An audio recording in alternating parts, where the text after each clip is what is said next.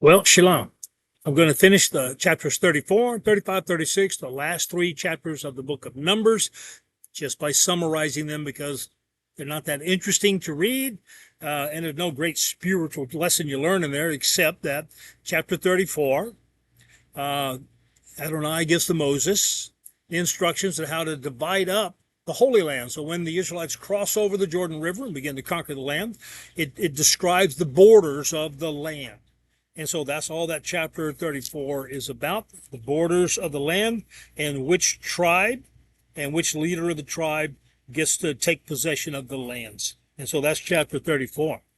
Chapter 35 is a description of how, once this land is conquered, since the tribe of Levi was not given an allotment of land, territory, like the tribe of Gad or Asher or so forth, Reuben and Shimon and so forth.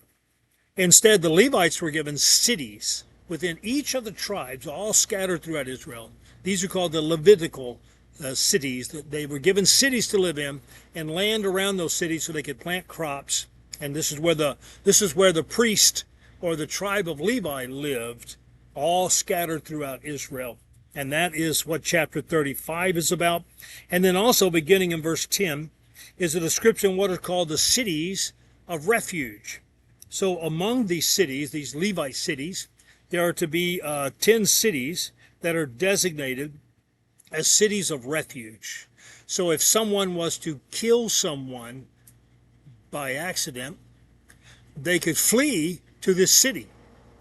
And so that whoever wanted to avenge the death of this person that was killed, they couldn't go into that city and get them and kill them. But they had to live in that city until the high priest died.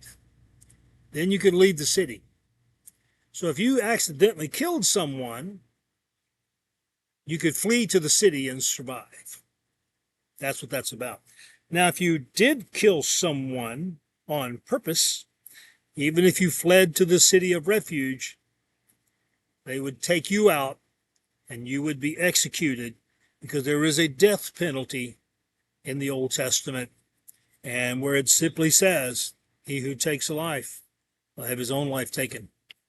And in the Ten Commandments it said, thou shalt not commit murder. And that's what he is talking about. So that's what chapter 35 is about. Now chapter 36 is talking a little bit about how we divide up the land, but it was always originally considered how to divide up the land among male heirs. But there's this one heir, a man named Zelophehad, who didn't have boys. He had a bunch of girls, and they were concerned that they were not going to have an inheritance. And so they came before Moses. Now, this was actually in a few chapters earlier, and it was settled. God took this before Adonai, and Adonai said, give them their land. So they did. And so that's the first time you discover that women could own land. And that was very unusual in these ancient cultures, because these ancient cultures were very patriarchal. This is where you learn something about Judaism. Women matter. Women count in Judaism. They're not second-hand citizens. They're equals. Pretty important to know that. Well, that concludes all the lessons on Numbers.